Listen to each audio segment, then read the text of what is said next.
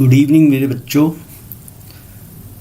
आज की शाम मैं आपके सामने फिर से और हम बातें कर रहे थे एंडोक्रिनोलॉजी ड्रग्स की। तो उसी सीरीज़ में आज हम 7वां लेक्चर लेने जा रहे हैं। मैं लेने जा रहा हूँ 7वां लेक्चर, जो कि कॉर्टिकोस्टेरॉइड्स के ऊपर है। ये इसके बारे में डिस्कशन मैंने पिट्यूटरी हार्मोन्स जब मैं पढ़ा रहा था तो नहीं की थी, क्योंकि मैं अलग से ये कॉर्टिकोस्टेरॉइड्स की चर्चा होगी, क्योंकि ये अपने आप में एक टॉपिक है और ये 2 पार्ट में कवर होगा। एंड आज कॉर्टिकोस्टेरॉइड 1 की बात करेंगे हम, जिसमें मैं आपको कैसे कॉर्टिकोस्टेरॉइड और specially the glucocorticoid, corticosteroids mean actually the mineralocorticoid and the glucocorticoid, right. तो किस तरह से ये action, mechanism of action, receptors, all this things and their pharmacological effects on different organ system, pharmacokinetics etc., preparations etc., that I will be discussing today. The next class will discuss about their side effects, their clinical uses etc., right. So मैं उन लोगों को अपना परिचय देना चाहता हूं जो पहली बार इस प्लेटफॉर्म पे आए हैं, नीट पीजी लाइब्रेरी, या मुझे पहली बार देख रहे हैं। मैं डॉक्टर प्रमोद शर्मा हूं। मैं सुपर स्पेशलिटी हूँ क्लिनिकल फार्माकोलॉजी में, और मैंने एमडी और डीएम दोनों पीजीआई चंडीगढ़ से किया है। और उसके साथ ही मैं ब्रांड एम्बेसडर भी हूँ बेंथम साइंस का एट प्रेजेंट, और मुझे राष्ट्रीय गौरव अवार्ड से भी नवाजा गया है सन 2017 में। और इसके अलावा मैंने subject expert committee x member रहा हूँ मैं subject expert committee CDSO ministry of health family welfare के लिए। तो ये मेरा एक छोटा सा परिचय है। बच्चों, मैं आपको हमेशा इस बात के बारे में बताता हूँ कि ये टेलीग्राम ऐप आपके लिए उतना ही ज़रूरी है जितना कि क्लास अटेंड करना, क्योंकि इस टेलीग्राम ऐप अगर आपके पास है तो आप you can always join this live daily this particular group, जहाँ हम शेयर करते हैं सारे नोटिफिकेशंस क्लासेस के बारे में, टाइम के बारे में, एजुकेटर के बारे में, ये सारी चीज़ें टाइम टेबल एक तरह से आपको हम मुहैया कराते हैं इस टेलीग्राम ऐप के थ्रू। सो आप सिर्फ ये टेलीग्राम ऐप डाउनलोड नहीं करना है, इसके साथ इस ग्रुप को भी ज्वाइन करना है।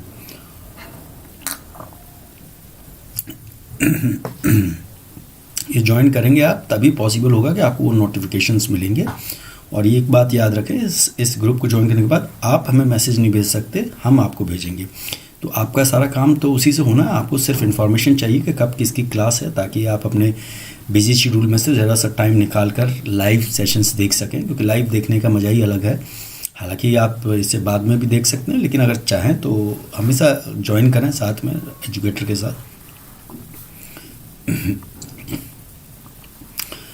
अनअकैडमी की एक सब्सक्रिप्शन बेस्ड सर्विस है, जिसको we can call it a premium service, that is plus, Unacademy plus. यहाँ पे क्लासेस के अलावा बहुत सारी ऐसी चीज़ें फैसिलिटीज़ हैं जो और कहीं अवेलेबल नहीं है, and but this is available on paid basis. तो इसकी जो खासियत है वो मैं आपको बताना चाहता हूँ कि जिस तरह से अभी आप लाइव क्लास अटेंड कर रहे हैं, उस प्लस पर भी लाइव क्लासेस ही चलती हैं, लेकिन उस लाइव क्लासेस में क्या है, जिस तरह से आप यहाँ यूट्यूब पे है तो सही, लेकिन you are not able to interact with me directly, but the best part of this plus is you can always interact with educator during the live classes on plus in real time. So those classes are more interactive. You have frequent interaction with the educator. You can always share your doubts or query in middle of the class by sending the message in the chat box that is immediately visible to the educator, and the educator can always pick up that point or query and can resolve that. So this gives you a way of interacting with the educator, and I presume that any learning process without interaction between the educator and the learner is far less than perfect. So this is the best part of it, because the number of learners are always less on a paid platform, which is there on the plus. So you have ample opportunity to interact with educator. Moreover, the educators are also able to give personalized attention or focus on a particular learners where and can find out where exactly he is staggering, what kind of problem he is facing. You can always give attention to that, so you get a kind of privileged attention from the educator. So that is the best part of it. More than that, there are facilities like live polls, leaderboard. Live polls, you can always send your feedback regarding the educator, the content or the quality of the presentation, etc. You can always give. It means the power is in your hand. You can always exercise that power which has been allocated to you. And moreover, this leaderboard gives us an idea about the performance of the group, and this also gives you a way to assess your self-assessment, way to assess yourself, where exactly you are standing in amongst your group, other persons of the group, and whether your preparation is good enough, you are going with the same pace as the group is going, or you are much better than them, or you are lagging behind. Do you need to work hard on a particular area, or that keeps you updating. So this gives you a competitiveness in use. The moment you find yourself at par with others, you develop a kind of confidence and all that, so that makes you more competitive. There is a lot of study materials in the form of test series, quizzes with their analysis is available on this particular platform, which you can always make use of. Read as much as possible, solve as much as possible, attend these kind of thing, and see their analysis where you have committed mistakes and all that. That would definitely enhance your capabilities. You would be a better learner the day you come out of this. After completing this particular period of subscription, you will come out as a better learner, and there are high likely chances that you can do some wonders in the upcoming PG entrance examinations. Other than that, it's like cherry on the cake that even if a learner is not able to ask any query during the class, or if it happens many a times that he is not aware about the subject well, not knowing that is the problem with everyone. So they go back and read again and come across something which is they are not able to understand, or they find it something new which an educator also not discussed during the class. Maybe everything is not possible to cover up in each and everything, that is not possible. So he might come with those doubts which actually arises later on. So after every 3 sessions, the educators are instructed to take a doubt clearing session in which these learners can come up with their issues, problems, doubts, etc. So that can be clarified during that session. It's not that it is a one separate class. It is in the fourth session you should have this provision for this doubt clearing also. So every fourth class you can always ask your queries, etc. So this particular plus has been created keeping in mind the requirement of all the PG aspirants, what exactly they need, what ingredients needs to be incorporated in a program which can give maximum benefit to its followers. So this has been created keeping that in mind. And Unacademy is the #1 learning platform right now in India, and none other than Unacademy understand better than the need of these PG aspirants. And so this is I would say that this is a one-stop solution for all your needs. This is all services under one roof. So once you subscribe to this particular service, I don't think you need to go anywhere else, and stay with this, be loyal to Unacademy, stay with Unacademy for some times, at least 12 months, give 12 months to Unacademy, and then you realize, only then you can realize the full benefit and potential of this particular platform. So whenever you have planned to join it for at least 12 months to fully realize the gains of of this particular service. So these are the subscription rates for different duration of subscription that varies from 1 month to 24 months, and different rates are there. But there is also blank space where you need to fill in a referral code. If you have a referral code that is actually related to the educator, for example, if you are impressed with me or you like my way of teaching and all that, so you can use my referral code, so that will avail you 10% instant discount. So these are the rates without discount, and these are the rates after discount. So like this some code of, this is a fictitious code. You can use my code, like my code is Dr. Pramod. You can use this code, so this will get you 10% discount right away. So you can see, if you see month wise cost or the rates per month, month wise, the cheapest is the 24-month subscription, and depending upon the need of the students, they can choose, but I would rather say that always go for at least 12 months, because that much time is important.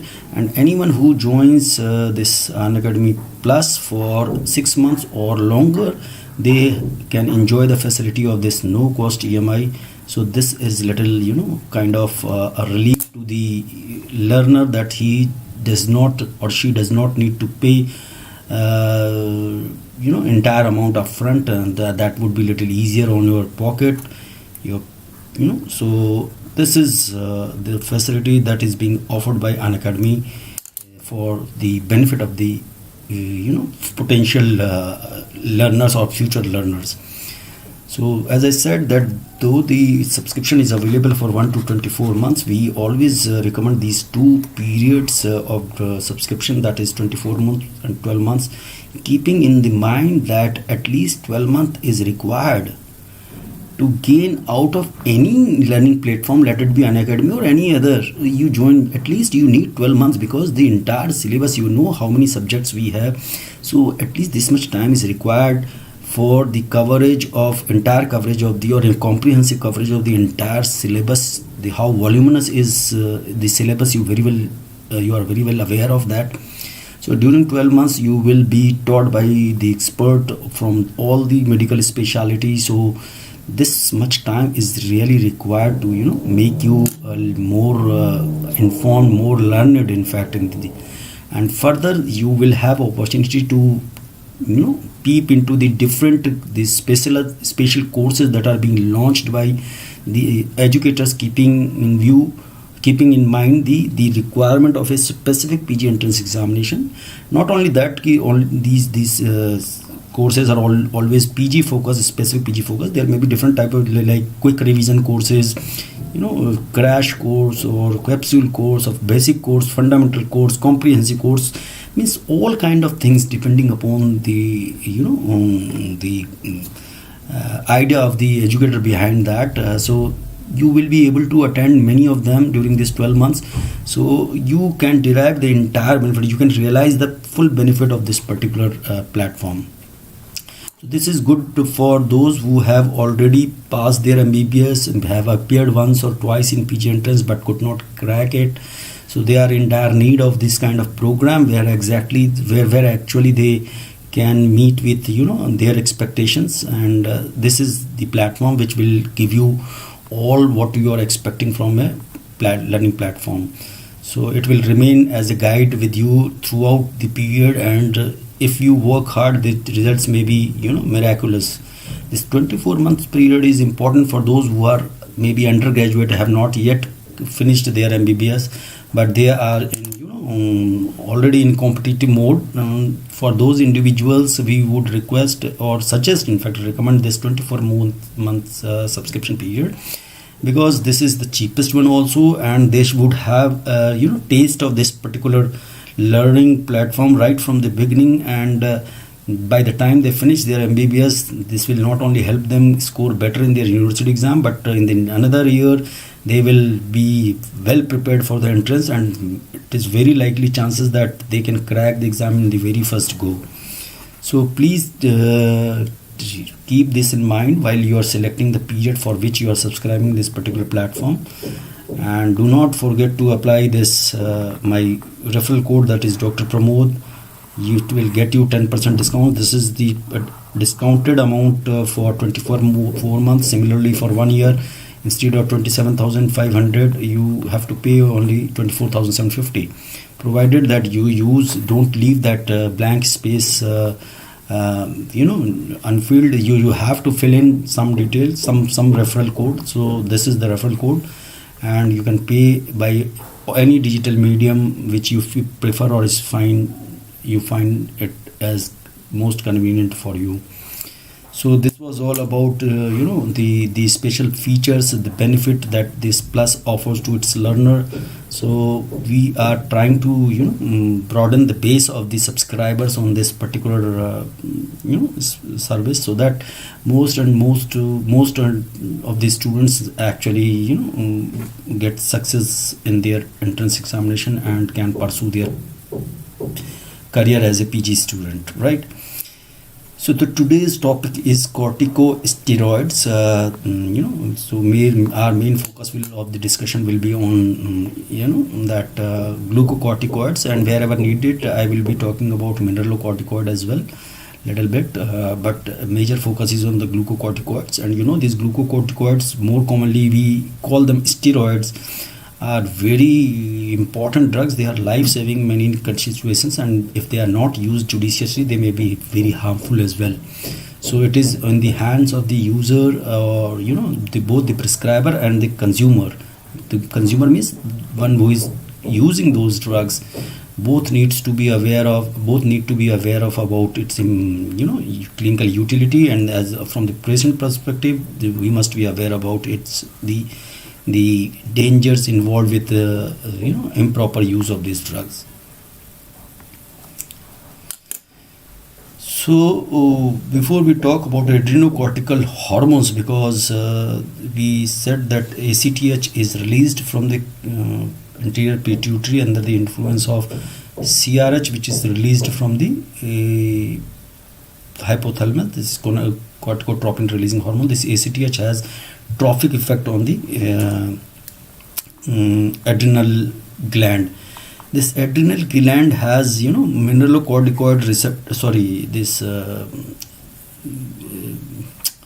This receptor MR2 receptor. That is on which ACTH actually, and these are G protein coupled receptors. These are melanocortic receptor 2. Melanocortic receptor 1 is a receptor for MSH alpha, or alpha MSH.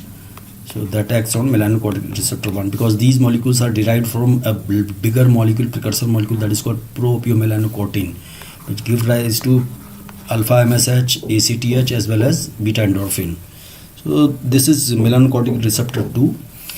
So these receptors are responsible for displaying or exhibiting the activity of the ACTH on this gland. Let me explain you that this gland is divided into the cortical part and the medullary part, right? This is the cortex, entire 3 zones. So there are 3 zones, like zona glomerulosa, that secretes mineralocorticoid. The most important mineralocorticoid is aldosterone. Zona fasciculata, that secretes glucocorticoid, the cortisol. The zona reticularis secretes many androgens, which are very precursor of many estrogens also. So these are weak androgens derived from zona reticularis of. The outermost zone, the zona glomerulosa, which secretes mineralocorticoid, is have these ACTH receptors as well as receptors for angiotensin 2. So the and as well as the aldosterone synthase, that is the enzyme responsible for synthesis of aldosterone, that is also called cytochrome enzyme, cytochrome 11b2. So usually what happens when ACTH stimulates this zona glomerulosa, there may be an increase in the mineralocorticoid secretion, that is aldosterone, but it is mainly under the control of the angiotensin 2, usually angiotensin 2 and the extracellular potassium concentration. These are major regulator of this activity of this zona glomerulosa. So if ACTH impulse is there that can stimulate this particular zona glomerulosa, may increase aldosterone level for some times, but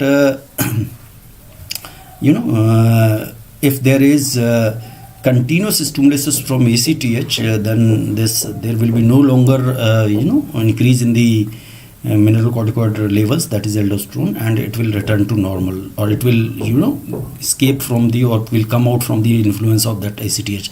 This is known as ACTH escape.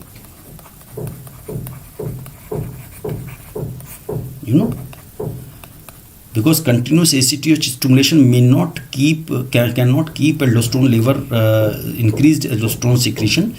Ultimately, the adrenal, this genophase glomerulosa escapes from the effect of the ACTH. This is called ACTH escape.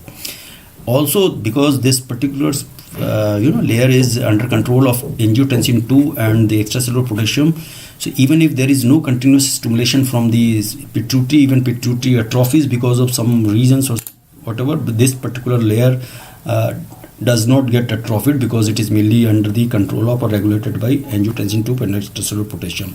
The other part of the may be atrophied. This what do we say? The fasciculata and reticularis may be atrophied in case of deficiency of ACTH, etc. So this was important to tell you this mineralocorticoid, this melanocortin receptor 2, angiotensin 2, extracellular, what is ACTH escape, etc. Now we'll talk, these are glucocorticoid, especially the cortisol, and the mineralocorticoid is aldosterone. Sex steroid, we have dihydroepiandrosterone, its sulfated form, androstenedione, androstenediol, etc. So glucocorticoids have a very important role in intermediary metabolism. That includes all the carbohydrate, the protein, and the lipid metabolism. It has very important role on this intermediary metabolism pathway. It affects cardiovascular function. It affects growth, have important effects on growth, immune functions, and the best example of the endogenous glucocorticoid is cortisol. Mineralocorticoid is have effect on sodium and potassium balance in the body, electrolyte balance, and that maintains fluid balance as well. Though there is also this arginine vasopressin is there for fluid balance and all that. So the aldosterone is the most important, or the important mineralocorticoid, or only mineralocorticoid in the body. Sex steroids, we have dihydroepiandrosterone, androstenediol, androstenedione. But in the periphery, these are all weak androgen, and many of them are actually precursor. These weak androgen are precursor for estrogen formation, like androstenediol, androstenedione. They are converted by estrogen into estrogen by aromatases, in especially the postmenopausal women, where the major source of this estrogen is this. Major source of estrogen is this weak androgens. These are the precursor of these estrogen in the postmenopausal women. So adrenal steroids are very important, adrenal androgens, and not only in postmenopausal women, but those young women who have deficient adrenal function, or complete suppression of the adrenal function in them also, they are the major source of precursor of estrogen. This DHEA is converted in the periphery into DHEA sulfate, that is sulfated DHEA. So this is because of the enzyme DHEA sulfatase. So this plasma concentration, if you see, this DHEA is 1,000 times more than the DHEA, because all of it gets in undergoes sulfation by the sulfatase enzyme, and this in the peripheral tissue. So these are all the weak androgens that are released by sex steroids, important for as a precursor of the estrogen in postmenopausal women, etc. Cortisol, the major, glucocorticoid, endogenous glucocorticoid, its synthesis as well as secretion, both are highly sensitive to negative feedback by the cortisol. Cortisol is endogenous steroid, that is fine. The cortisol will negatively control its own release and etc. That is fine, that is logical. But this synthesis and secretion highly sensitive to negative feedback by exogenous or synthetic glucocorticoid. That is the reason why when we use steroid from outside for certain in pharmacological doses, the adrenal gland gets suppressed, because of this negative feedback effect, because this synthetic exogenous steroids are have very good ability to induce this negative feedback inhibition of steroid hypothalamic level and pituitary level, etc. That is why I am saying that these are not used properly may result in problems. If you look at the total amount, how much cortisol is synthesized every day or secreted every day, so in a normal adult, without any problem, normal, absolutely normal, not stressed or something like that, almost 10 milligram of cortisol is secreted per day. 10 milligram of cortisol is secreted per day under optimal conditions, and the peak is usually occurs at the 8 a.m. It has diurnal variation, so the secretion is maximum in the morning around 8 a.m. Peak usually occurs at 8 a.m. right? And this cortisol keeps circulating in the blood bound to some protein, that is the corticosteroid binding globulin, that is called CBG, or transcortin. So 90% of this cortisol is bound to corticosteroid binding globulin. Other than that, it can also bind to albumin, but that binding is loose binding, that is very less affinity. So actually the albumin has high capacity but low affinity for steroids, but CBG has high affinity but low capacity, right? So this albumin, so 5 to 10% remain loosely bound to albumin, and around 5% remain free, which is able to act on the target tissues. This CBG, or transcortin, can be increased during certain treatment or certain conditions. Like during pregnancy, the concentration of CBG may increase by 7 times, in fact, but its clinical relevance is not known. And estrogen administration, if somebody is using estrogen, maybe in the in any form, maybe for oral contraceptive pills or anything in form of oral contraceptive pills, and in conditions like hyperthyroidism, the CBG may increase, but it is ultimately the free hormone that is important, so it does not affect too much on the activity of the hormone. But the synthetic hormones, which are exogenously given, like dexamethasone, betamethasone, many synthetic hormones, they are largely bound to albumin. But albumin, okay, they are bound to albumin, but the affinity constant, that is not very clear whether they have as much as affinity as this cortisol has for CBG. That is not known, but they are largely bound to albumin rather than CBG. So their preferential binding to albumin does not make any clinical difference in or is of no clinical relevance at all. But it has been observed that they prefer albumin more than transcortin. Cortisol in the body has a half-life of around 60 to 90 minutes, so that is good. Otherwise, insulin, etc., they had 5, glucagon, etc., they had a half-life of 3 to 5 minutes. Somatostatin has 3 to 5 minutes, like that. So it has 60 to 90 minutes of half-life, but this depends on may be increased by certain conditions. For example, if a patient is hypothyroid, so the metabolism decreases. Hypothyroid patient has liver disease, because they are all metabolized in the liver disease, or other than that, the patient who's stress also, the half-life may be increased. And also in condition where you give large doses of synthetic form of pharmaceutical form of cortisol, that is hydrocortisone. Hydrocortisone and cortisol can be used, name can be used interchangeably. They are absolutely similar, but this is present endogenously. That is a pharmaceutical form. Activity, everything is same. So if large doses of hydrocortisone is given, so in pharmacological doses, then the half-life of the cortisol may be increased.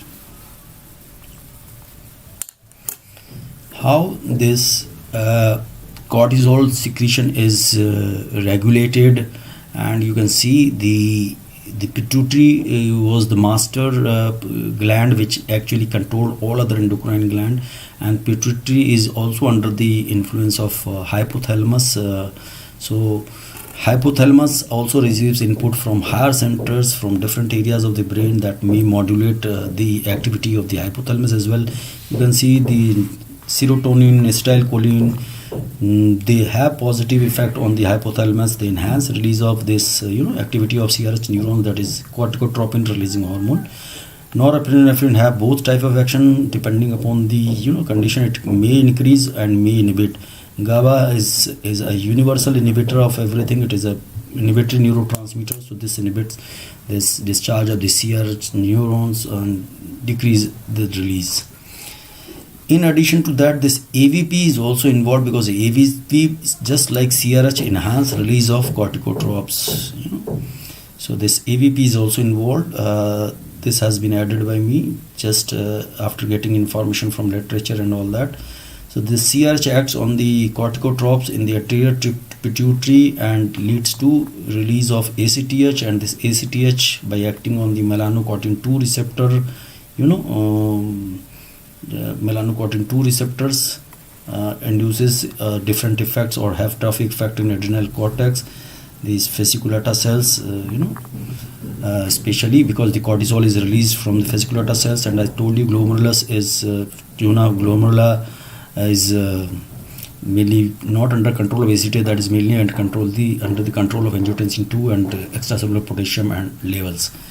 And this cortisol in turn gives negative feedback, control its own release by negatively sending negative signals to the anterior pituitary as well as at the hypothalamic level, which we have already discussed. Not only that, the cortisol also have important effect on immune system, where this affects many cells of the immune system and decreases the production of these cytokines, inflammatory cytokines, otherwise because they have otherwise positive effect on the release of the cortisol. But cortisol can inhibit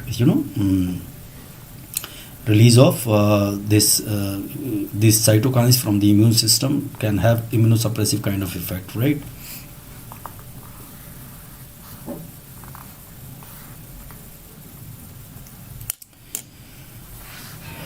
Mechanism of action of glucocorticoid. Listen carefully, this is little tricky and I'll explain it to you in such a way that you would able to understand everything. Otherwise, by reading the book you cannot understand each and everything.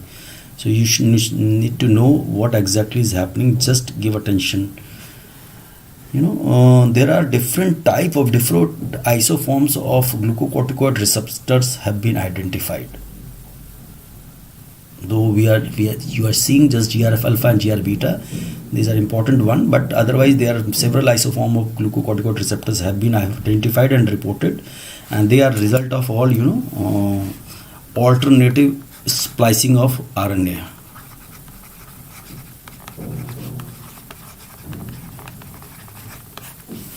Of these, actually this GRF alpha is the most prototypical type glucocorticoid responsive isoform. Many isoforms do not respond even to glucocorticoid. So this is the most important one through which actually action of the glucocorticoids are displayed or exhibited in the body.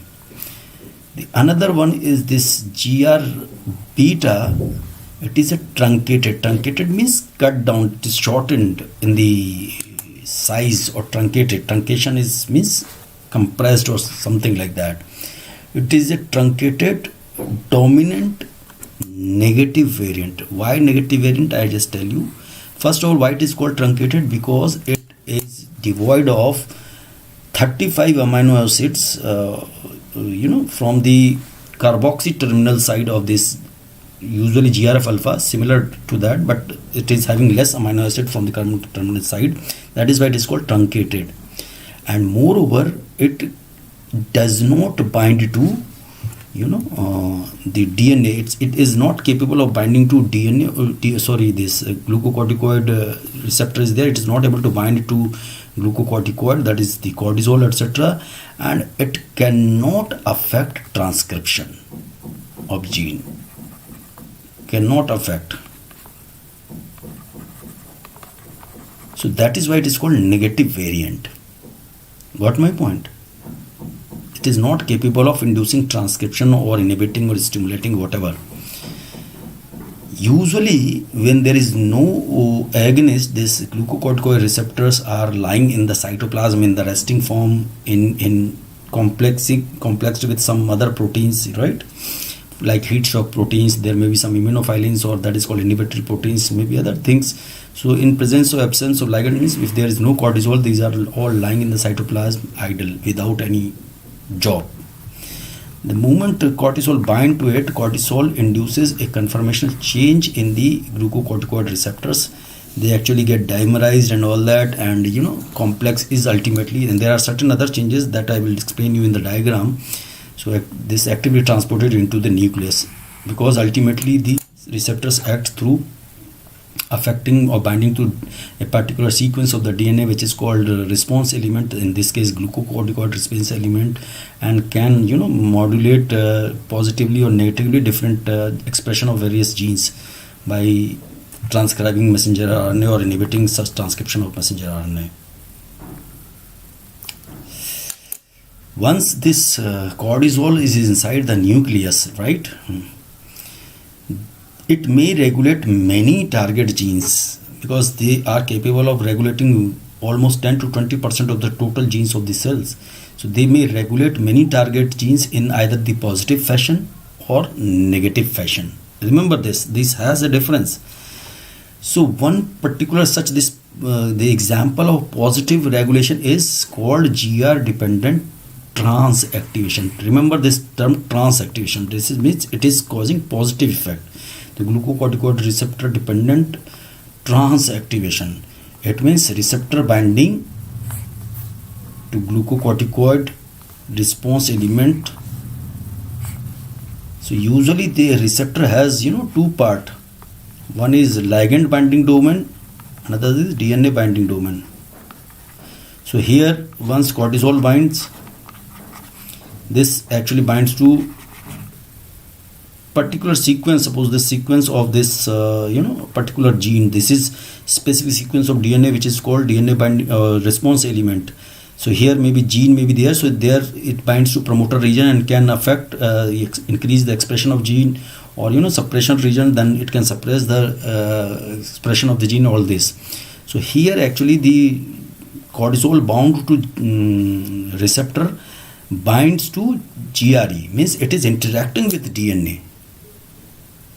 Okay, and second is similar example. This is the example of positive regulation, this is the example of negative regulation. So remember this term, transrepression. So this GR dependent transrepression, here this DNA binding domain does not bind to DNA sequence or response element. It is actually, there is a physical interaction between this particular, the cortisol bound to this receptor actually binds to or interact with other DNA bound transcription factors. So here already there is another transcription factor which is attached to DNA. This receptor binds to that. Actually it is not binding to DNA, it binds to that particular transcription factor, because, and this leads to deacetylation of these transcription factors, deacetylation of these transcription factors. So what happens when there are transcription factors? Acetylation is a very important activity after which transcription occurs. So when these transcription factors are deacetylated, their capacity to induce gene transcription is inhibited, and these are usually those gene transcription factors, for example nuclear factor of kappa B, activated protein 1, STAT5.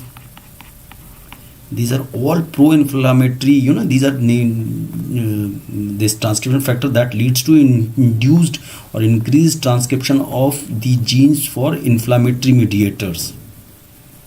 So here this cortisol bound to the receptor interact with this physical interaction with this transcription factor, not interacting with DNA.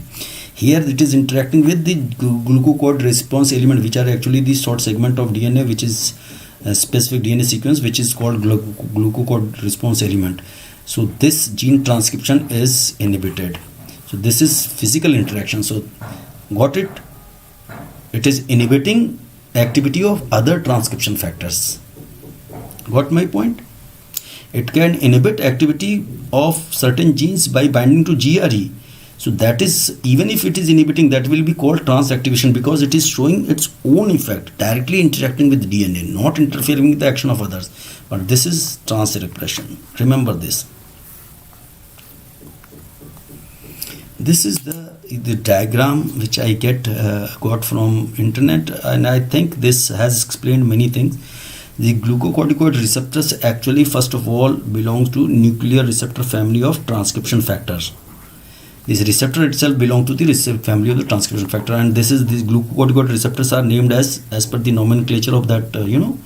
This is the nuclear receptor subfamily 3, group subfamily 3, group C, member 1. So this is known as NR3C1, right? So you see this, there are certain membrane receptors also which are responsible for immediate action or non-genomic action of the, so that I will be discussing later. But it's a good diagram because this has also been shown here. So this glucocorticoid enters, and this is the glucocorticoid receptor which is lying idle in the resting stage with complex with certain proteins like HSP19 or immunophilin. It is also called inhibitory proteins. So it keeps in such a conformation that it does not get activated. The moment it binds, this receptor actually gets dimerized ultimately, but this immunophilin is removed from here and another protein is attached to it, that is called dynein motor transport proteins, which leads to the movement of this translocation of this receptor bound to GR. Glucocorticoid, this cortisol reaches there in the nucleus. There is dimerization, and this dimer, in the dimer form, it has, I told you, this area is ligand binding domain, and this area is DNA binding domain. This is ligand binding, this is DNA binding. So this binds with the specific sequence that is called glucocorticoid receptor element, and can lead to transcription or repression of glucocorticoid sensitive genes. This is something is glucocorticoid sensitive genes, it means it can lead to transcription and it can inhibit the transcription of certain genes, but it is the example of transactivation because it is directly acting through interaction with GRE. Transrepression is different thing, that is it interact with other transcription factor and prevent their transcribability, right? Now this GR, there are different example. For example, here it is promoting the expression of or transcription of messenger RNA, which is causing synthesis of annexin A1, and annexin can inhibit PLA2 activity, COX2 activity, and these are all anti-inflammatory effect, antipyretic effect, anti-hyperalgesic effect. These are all features of when we use steroid for anti-inflammatory effect, they can reduce fever as well as they are anti-hyperalgesic because they reduce inflammation, and pain is one of the component of the inflammatory condition. And this also annexin effect on neutrophils, that it reduces its L-selectin shedding, endothelial adherence decreases, into the transmigration in needs. So all these are important in reducing inflammation and all that. And it can inhibit repression of certain transcription of certain genes. For example, COX2 transcription and inflammatory other cytokines genes, these are all suppressed. So these are all delayed genomic effect. Why it is called delayed genomic effect? Because it may take hours or days, but because sometimes there may be action from the membrane receptors, so non-genomic effect and or rapid effect, that is why they are calling it delayed non-genomic effect. Many a time it is said that certain rapid action may be due to non-genomic effect of binding of the receptors. They bind to here, but there may be some crosstalk from here in the membrane to certain proteins, and what we don't know. So they are rapid non-genomic effect, right? So please remember this thing. This repression is different from the trans repression. This repression is the glucose directly interacting with its element and actually promoting transcription of certain messenger RNA and inhibiting transcription of certain genes, right? So this is different thing.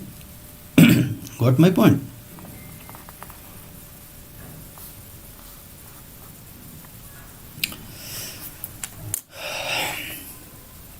As I told you that these cortisol or glucocorticoid receptor, once bound to glucocorticoid or cortisol, they bind to a specific sequence of DNA which is known as GRE, glucocorticoid response element. This is the sequence of DNA where have these sequences have glucocorticoid responsive gene or genes which are affected by or regulated by glucocorticoid. So binding to this GR and GRE complex may inhibit or can activate certain genes. That depends upon the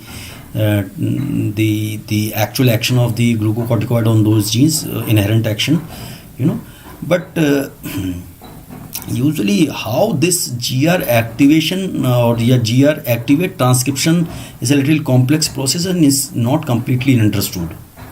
But it is said that maybe there is interaction with these glucocorticoid receptors interact with certain proteins that is called co-regulators. Co-regulator or transcription co-activator. You can say co-regulator is actually both co-activators and co-repressor. There are two kind of molecules. So they might interact with co-activator of transcription as well as the proteins which makes up the basal transcription apparatus. There are certain proteins that all together actually required for transcription to start. So that is called basal transcription apparatus. So what are those proteins which actually makes up this basal transcription apparatus may vary for different receptors, but there are certain proteins which come together and assemble together and form basal transcription apparatus, BTA. So definitely there is interaction all this, so that may lead to transcription. So if the example of you see the direct inhibitory effect, inhibition of transcription, those examples you can see where GR inhibit transcription. So this is if you consider it GR, this is trans activation, though it is causing inhibition of transcription, but that is through binding to the GRE, glucocorticoid response element. It is interacting with the DNA and then inhibiting transcription of POMs. For example, it is inhibiting directly binding in the region of the POMC, promoter region of GPOMC, and leading to inhibition of transcription of POMC. And that is important because the cortisol ultimately acts on the pituitary and all that, so thus leads to negative regulation of HP axis. So thereby it inhibits the synthesis of the or expression of this gene, and there is decreased production of POMC, so less ACTH will be produced. It can also inhibit transcription of COX-2, inducible nitric oxide synthase, and genes for many inflammatory cytokines. So these are direct GI, inhibitory transcription. And I told you that GR activation, what genes are actually activated, that is little complicated actually. Most of the effects are because of the inhibition of certain genes. Other than that, there may be also reduction in this steroids, actually glucocorticoids, when they are bound to their receptors, they can reduce the expression of certain inflammatory genes, which leads to production of cytokines, collagenase, stimulysins, inflammatory cytokines, collagenase,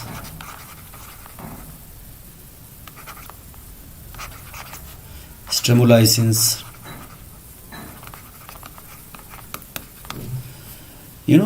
and this is by suppressing the expression of the or down regulating the expression of certain inflammatory genes, maybe, or other inflammatory mediators. All this is not because of direct interaction with the GRE. This is because of the protein interaction that is the interaction between this particular the receptor bound cortisol as well as the other protein which I told you, the transcription factors like NF-kappa B and AP1 etc. So this protein interaction is inhibiting. So this leads to reduction in the inflammatory mediators, for example these cytokines, collagenase, thrombolysins and all that.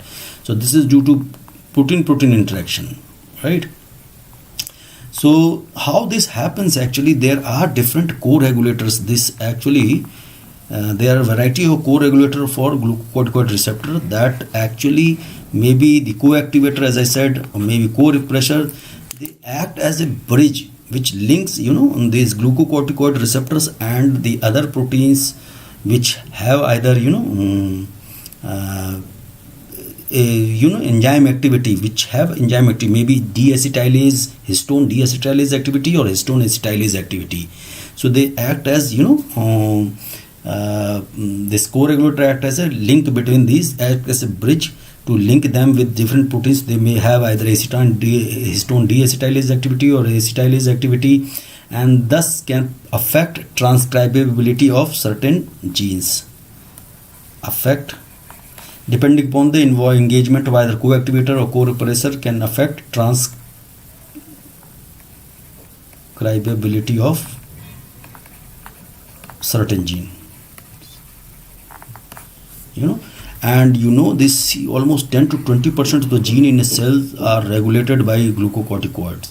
So this cortisol has very important role in the total genetic makeup of a human. Some of the effect of corticosteroids or this glucocorticoid are also attributed due to their interaction and binding with mineralocorticoid receptors. You will say how? I will tell you how. See, usually mineralocorticoid effect of cortisol can bind to both mineralocorticoid receptor as well as glucocorticoid receptors, and it can lead to sodium retention and all that. It can act as similar to mineralocorticoid receptors. So this steroid actually induces expression of certain genes which actually translate this enzyme 11 beta hydroxysteroid dehydrogenase 2 subtype 2, type 2.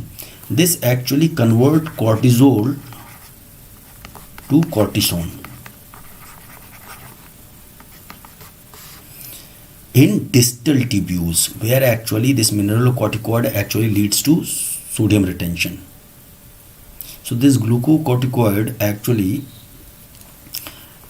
increase the synthesis of this protein in the cells of the distal tubules. So this particular enzyme is present there in the distal tubules that convert this cortisol to cortisone, and this cortisone is not able to bind either MR or GR. It cannot bind to either mineralocorticoid receptor and glucocorticoid receptor. So there is, it does not interfere with the mineralocorticoid activity. It does not enhance sodium retention and all that. But there is another type of this enzyme, type 1, 11 beta hydroxygenase 1, which converts this cortisone again back to cortisol in other tissue like liver and fat cells. So that type 1 acts here. So this cortisone is not devoid of activity, but its activity is terminated or attenuated in distal tubules only because of the presence of this enzyme. This is the 11 keto derivative of cortisol, but again it is reconverted into cortisol. It is not wasted. It is again converted into cortisol and in the other tissues by different enzyme. Recently this has been found, or these recent evidences have emerged that this glucocorticoid receptor actually interact with this particular protein. It is a dimer transcription factor. These are transcription factors. This is heterodimers, clock, BMAL. Clock is nothing but is called circadian locomotor output cycles caput. Caput is KAPUT. and BMAL is called brain and muscles ARNT, brain and muscles ARNT, like protein 1. What is ARNT? Aryl hydrocarbon receptor nuclear transporter. So these are actually transcription factor, and this clock has acetyl transferase activity. And I told you this, to activate transcription, deacetylation of a transcription factor is important, and this actually leads to, this clock actually leads to this acetyl transferase activity. It leads to acetylation of hinge region of glucocorticoid receptors, and thus it is not capable, because it is acetylated, so it is not capable of inducing transcription. Got my point? And thus tissue become resistant to action of the glucocorticoids. There may be other reasons. These glucocorticoid receptors are very, show multiple polymorphism. One thing I showed, they have multiple isoform because of the alternate splicing. They also have multiple polymorphism. So that is because of that could be the reason why there is different effect on the different tissues, or and many a time the individual is maybe glucocorticoid insensitive. Sensitivity of the tissue is or resistant to the action of the glucocorticoid. So because of this polymorphism.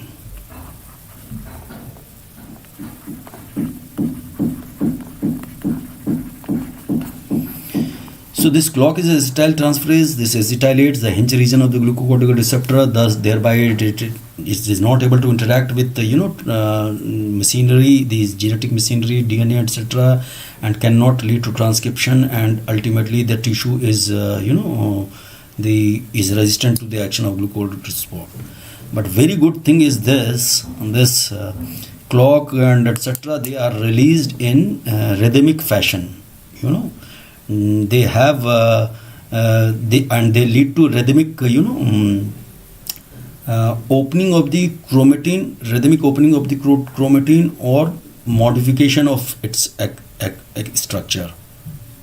Opening of the chromatin or modification in such a structure that occurs rhythmically, so they can drive rhythmic expression, transcription of the gene and biological function under the circadian control.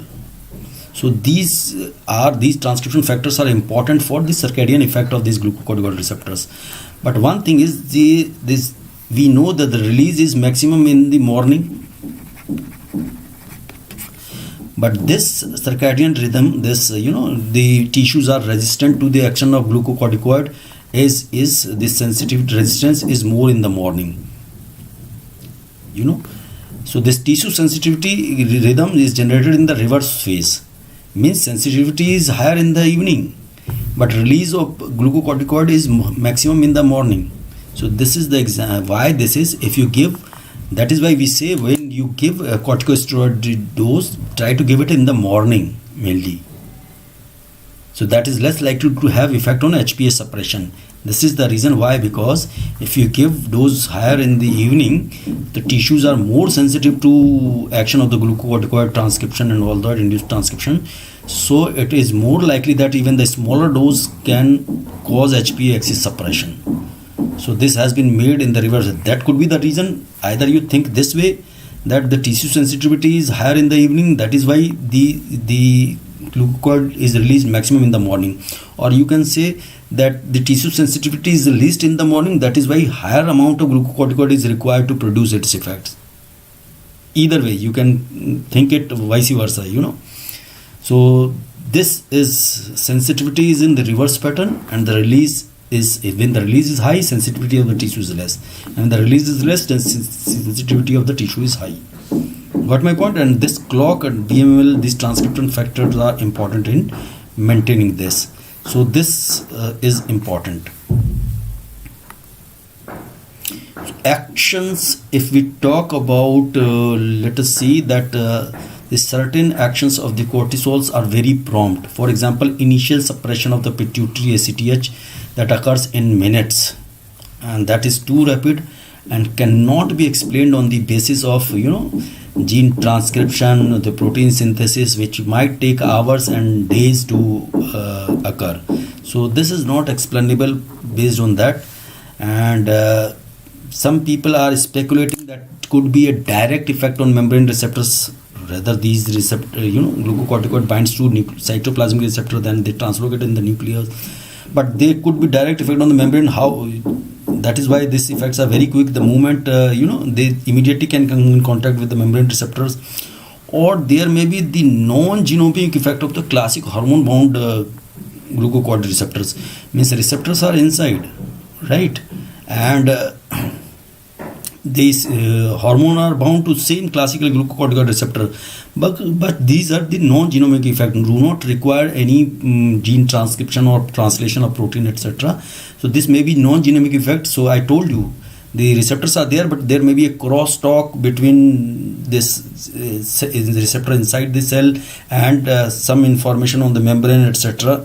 So this could be two possibilities: either the interaction directly with the membrane receptors or the non-genomic effect of the classic hormone bound glucocorticoid receptors.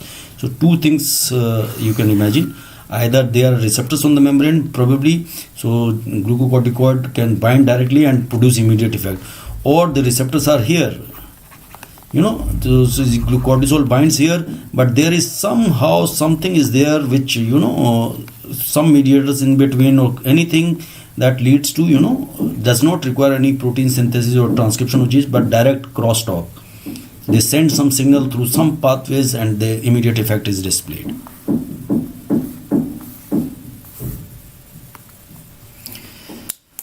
This have been clarified because the evidences have suggested that why this is possible, that certain effects of these glucocorticoids are very quick, very rapid.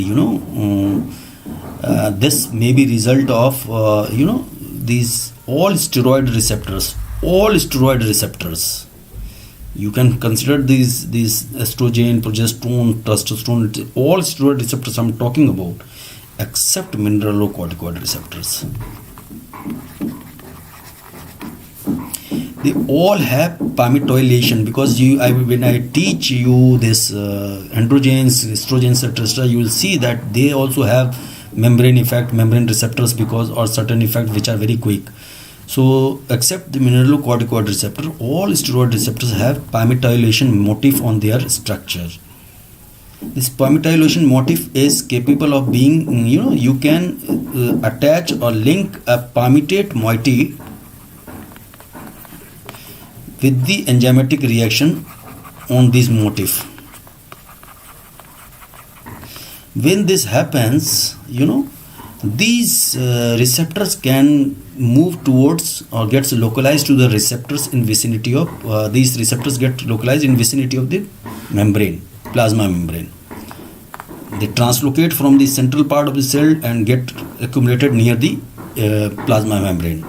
This has been seen because these palmitoylation motifs are, so such receptors when stimulated, or such effects are capable of once this bind cellular glucocorticoid bind to this receptor, they can immediately affect the membrane associated or cytoplasmic protein directly, because they are in vicinity of these,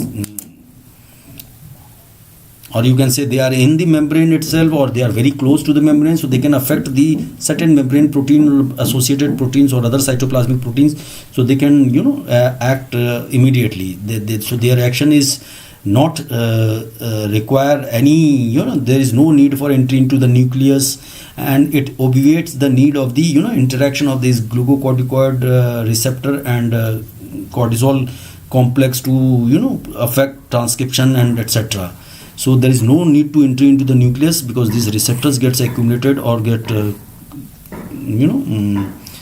accumulated near the plasma membrane, and they can directly interact with the membrane proteins or certain cytoplasmic proteins, and can lead to prompt effect of these cortisol on certain tissues.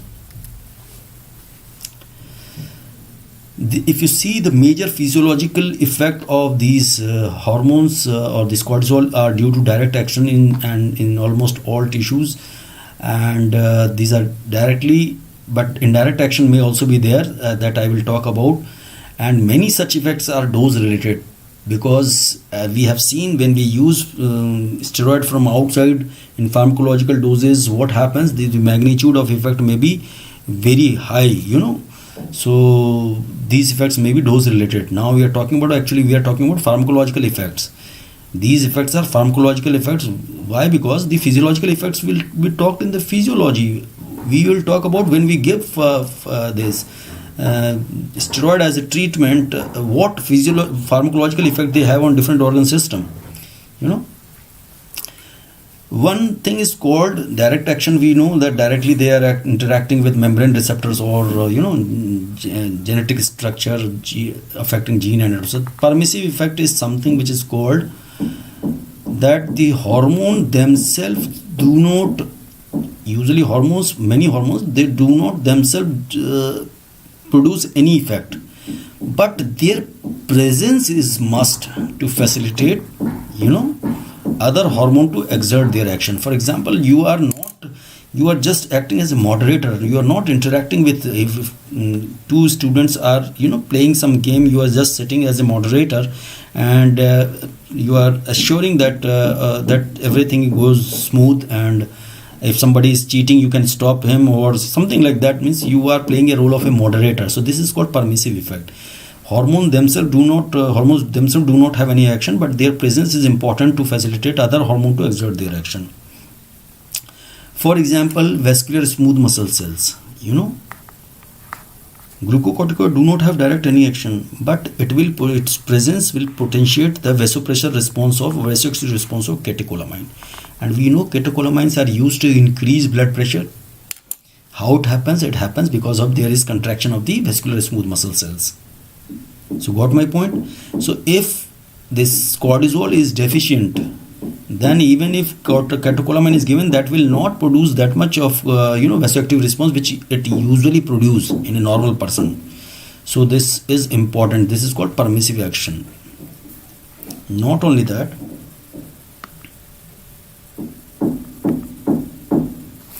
this glucocorticoid regulate vascular reactivity by acting both not only on the VSMC, vascular smooth muscle cells, but also on endothelial cells. Because to maintain the tone of the blood vessels, we have two type of inputs. One may be relaxant, one may be vasoconstrictors. So it has been found that they both GR proteins, glucocorticoid receptor protein, more of glucocorticoid receptor protein mRNA, and its messenger RNA have been identified both on VSMC and this endothelial cells.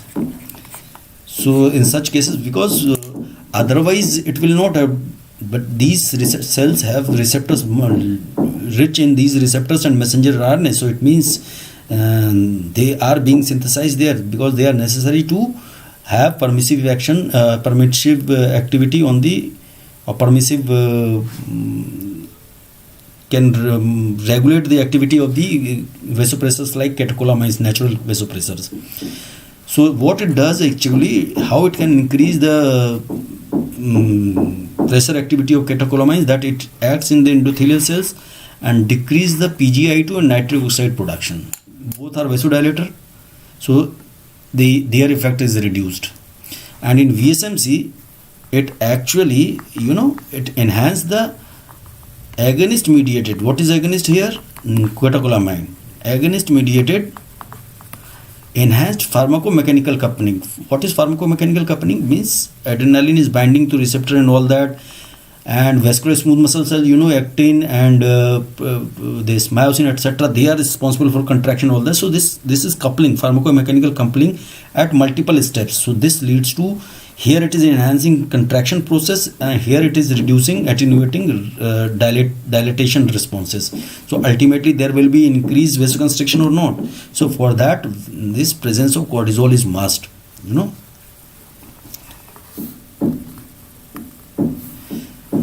Also, Catecholamine in blood vessels cause contraction, pressure effect, but in bronchus they act on B2 receptors and can cause bronchodilation. That is why, the reason being is that it is important, because during the stress and all that, catecholamine is released and you need heart gets stimulated, this bronchodilation occurs so that you can inhale more and more oxygen and all that.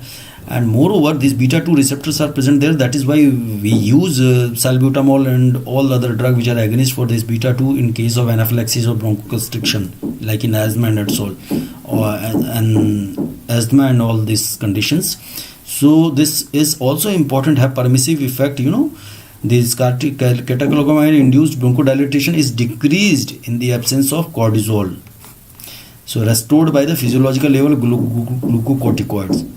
So if you know, I have taken the class on the bronchial asthma. I have told that repeated use of beta 2 agonists actually leads to down regulation of beta 2 receptors, and there is no more bronchodilation, means there is tolerance gradually develops. But when we use steroid, introduce steroid therapy in these patients, what happens?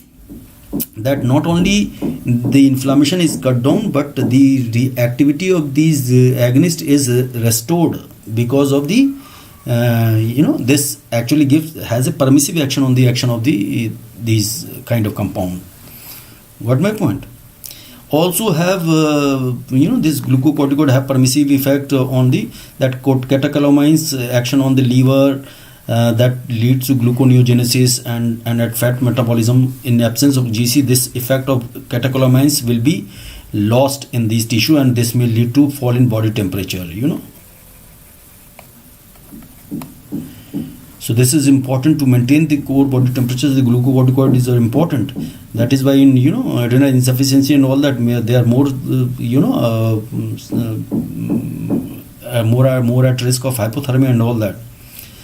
Also, it will reduce the lipolytic response of fat cells to these lipolytic hormones like catecholamines, ACTH, and growth hormone. They are all lipolytic, because growth hormone and all this increases muscles and all that. So this can be reduced in fat cells. The lipolytic response of fat cells to these hormones, which are actually lipolytic, will be reduced in absence of glucocorticoid, right? So these are attenuated. This action will be attenuated. So these are all permissive action of cortisol. That is in the vasoconstriction, that is in the bronchodilation, that is in the gluconeogenesis and fat metabolism, and also the lipolysis in the fat cells. These are all permissive actions. What effect this cortisol or steroids have on effect on intermediary metabolism? Actually, they promote glycogen deposition in the liver, and this happens because there is induction of the glycogen synthase, as well as there is promotion of the gluconeogenesis. So what will happen? Increase gluconeogenesis, increase glucose that is to be converted to be stored as glycogen, so there will be glycogen deposition, and this effect is because of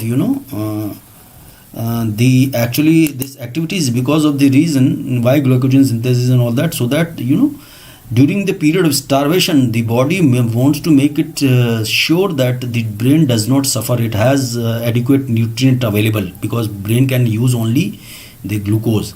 So this kind of activity, this starvation is a kind of stress like phenomenon. That is why this cortisol keeps body ready for this stress and all that. Otherwise, it inhibits glucose utilization by the peripheral tissues, these steroids, and they also increase glucose release from the liver because of the enhanced gluconeogenesis. That all can lead to can result in hyperglycemia, and also induces insulin resistance. So as such, we see steroids are diabetogenic.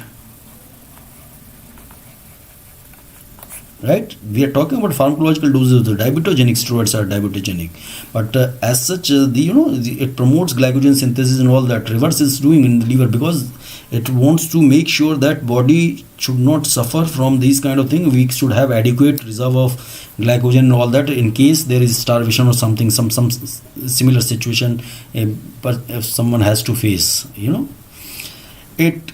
Also, these steroids also lead to protein breakdown and leads to amino acid mobilization from peripheral tissues, especially the protein breakdown, because this is a catabolic hormone. It actually they break down protein in the muscles, especially which is rich in protein. So it can lead to muscle wasting.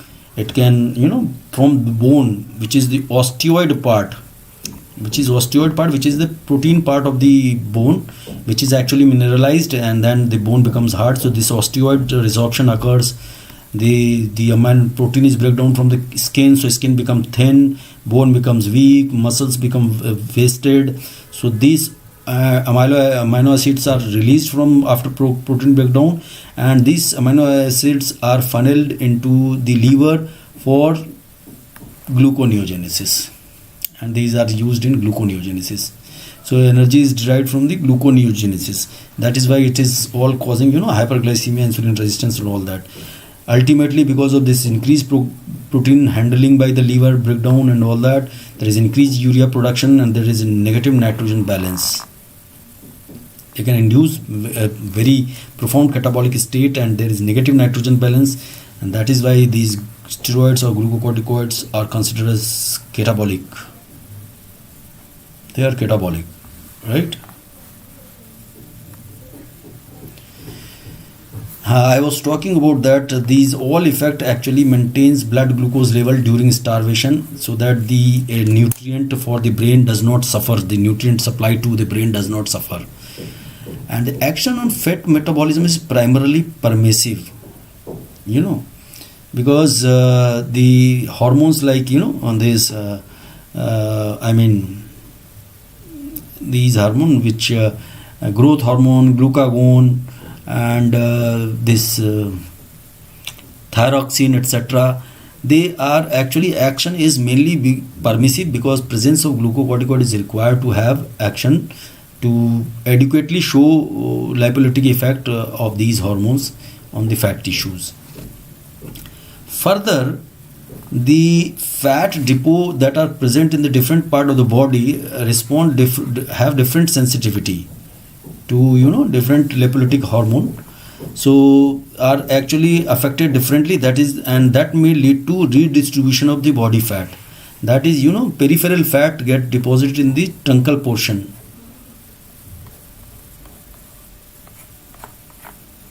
So if person becomes have truncal obesity but extremities are thin, that is also you see in condition like Cushing syndrome. In Cushing syndrome, it is said the lemon on the matchstick. So this is a lemon and matchstick. So patient has central obesity and all that. So this extremity fat, that is peripheral fat, is deposited in the central truncal part, and it is deposited on the face, neck, shoulder, and we call it moon face, fish mouth, buffalo hump. These are very characteristic of Cushing syndrome. And why this happens, let me explain you.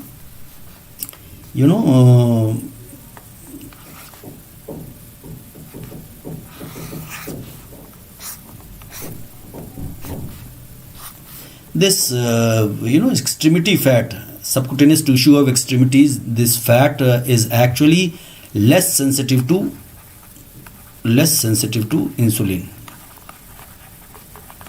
And insulin is a lipogenic hormone. It inhibits lipolysis, promote lipogenesis, because it is an anabolic hormone, less sensitive to insulin. So they are less sensitive to insulin. So in presence of corticosteroid, this glucocorticoids, these hormone lipolytic hormones actually leads to lipolysis of this subcutaneous fat, and moreover glucocorticoid induce insulin resistance kind of state. So first of all, these fat tissue or adipocytes are less sensitive to insulin. Moreover, there is insulin resistant kind of state is established by the glucocorticoids. So what will happen? Otherwise, insulin will prevent lipolysis here, but here lipolysis, the action of other lipolytic hormone like growth hormone and this catecholamines, etc., that predominates. So this leads to lipolysis here. So fat is released from here, but these central adipocytes, they are highly sensitive to insulin. Insulin promotes lipogenesis, and because of this insulin resistance like of state established by this glucocorticoid axis, the insulin resistance there, so more insulin is released by the pancreas to fight this insulin resistance. So more insulin, and these adipocytes are more sensitive. So what happens? This fat which is mobilized from the peripheral tissues gets deposited in the central portion. That is why this kind of picture occurs. This moon faces, fish mouth, buffalo hump. The truncal obesity is there. Limbs gets thin and so there is loss of subcutaneous tissues or fat. Also, there I told you there is muscular muscle wasting because muscle protein is being catabolized. So all that leads to the limbs are very thin and all that. Action on lymphoid tissues and blood cells. These steroids actually promote a destruction of lymphoid cells, destroy lymphoid cells, more commonly T cells than the B cells. But this action in the normal human is modest, is not very high. T cells are destruction of T cells occurs more than the B cell. But there is marked lytic effect of the steroids on the malignant lymphatic cells. Malignant. This is the basis or the logic behind using steroids in treatment of lymphoma, glucocorticoids. Because malignant lymphatic cells are realized more marked destruction of the malignant lymphatic cells. So this is good always. So we can exploit this particular feature of these corticosteroids. Glucocorticoids can also increase if patient is on treatment with steroids.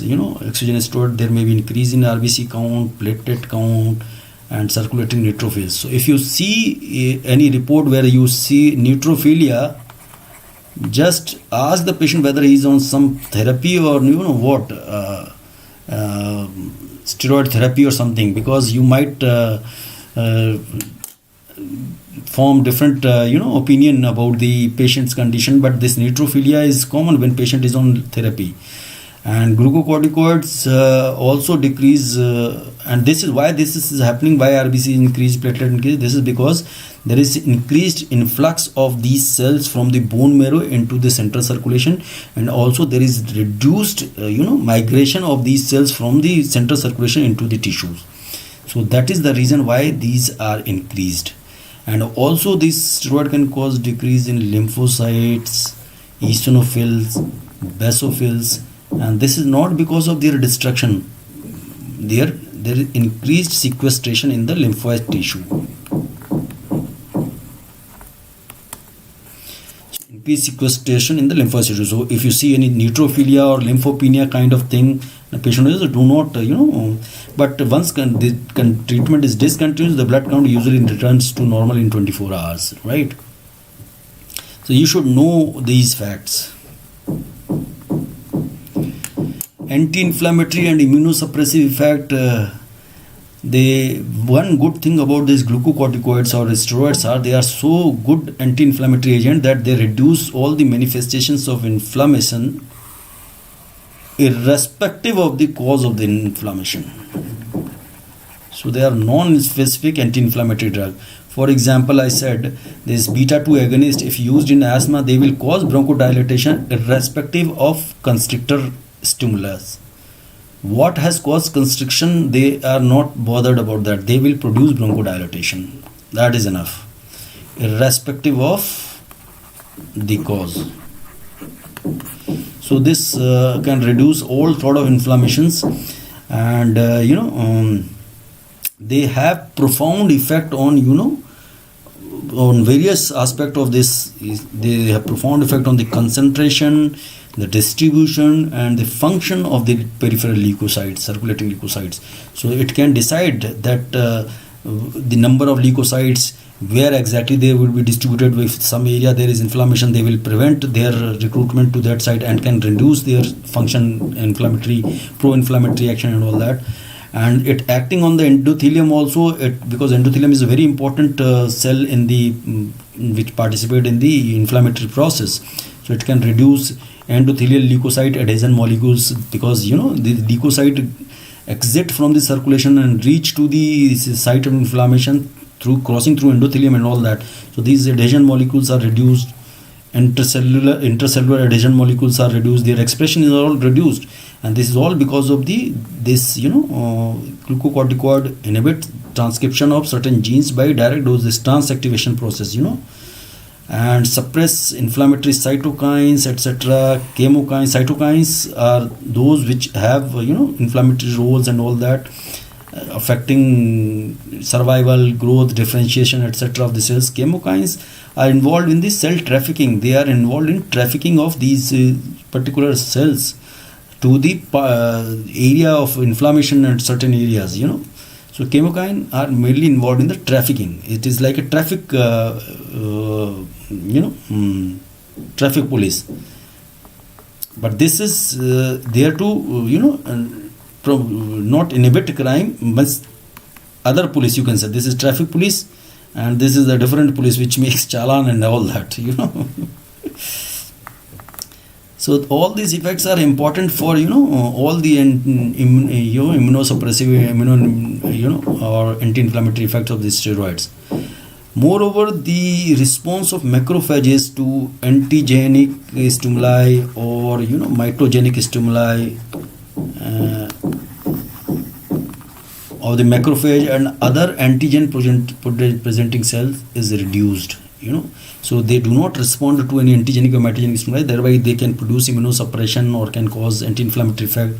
But they have more marked effect on macrophage in the sense that macrophages have, they reduce the ability of the macrophages to phagocytosis, and by killing, they decrease the ability of killing by these macrophages. Production of metalloproteinases reduced.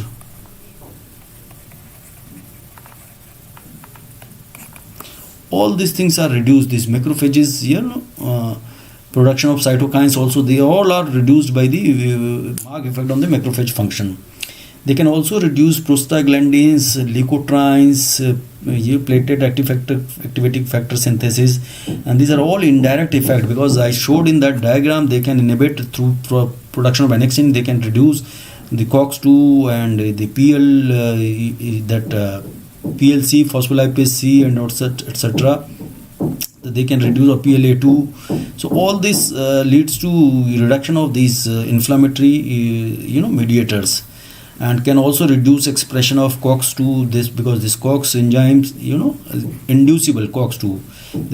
This is inducible. There are COX-1 also, which has constitutive role, which is present in the body, but this is actually induced more at the site of inflammation. But it has housekeeping role in certain areas like in kidney. But this COX-2 is actually is overexpressed in the area of inflammation. So this steroid can inhibit its gene and can reduce COX-2. So less availability of this enzyme will lead to decreased production of this prostaglandins, leukotrienes. These are all inflammatory mediators. And this can also, this glucocorticoid can also decrease capillary permeability, that is enhanced by the release of histamine from the mast cell or basophils, etc. These are all signs of inflammation, because capillary permeability increase. That is why there is swelling occurs, the fluid gets deposited in the area of inflammation, there is swelling, etc. That is because of increased capillary permeability, etc. There is hot, this surface is hot to touch, and there is pain and all that, increase blood flow there, redness is there because of vasodilatation and all that. But the complement activation is not unaltered by these corticosteroids, but their effects are inhibited.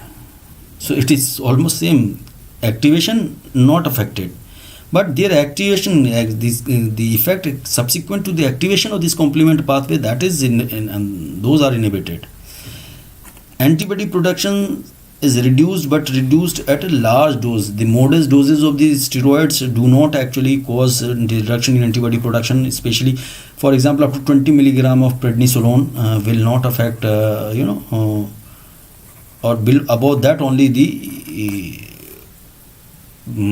this antibody production will start reducing, and it suppress all type of hypersensitization and allergies, usually where the actual T cells are involved. So it can cause greater suppression of these steroids cause greater suppression of cell mediated immunity, where T cells are mainly involved. So that is why this forms the basis of use of these drugs or steroids very oftenly in condition of autoimmune disease or organ transplantation, because this cell mediated immunity is responsible for rejection of the organ transplant and all that. So in these situations, all that these corticosteroids are useful. Effect on cardiovascular, if you see these corticosteroids not only improve myocardial contractility, but they can maintain arterial tone also. That is important. Arterial tone, they restrict vascular capillary permeability.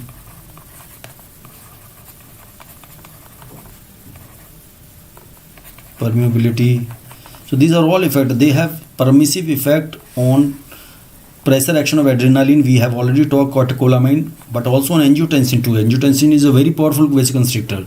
So presence of adequate cortisol is necessary. You can see when there is no cortisol, for example, adrenal insufficiency. What is adrenal insufficiency? When there is loss of, the adrenal insufficiency, there is, deficiency of this cortisol, etc. So it is attended by, you can see low cardiac output is there. Arteriolar dilatation is there, because this adrenal angiotensin 2 itself not possible to maintain the tone of the poor response to ADR, even if you give adrenaline, but the blood pressure is not increasing. Increased permeability of capillaries, because it restricts capillary permeability. And this adrenal insufficiency I am talking about, like Addison disease, where there is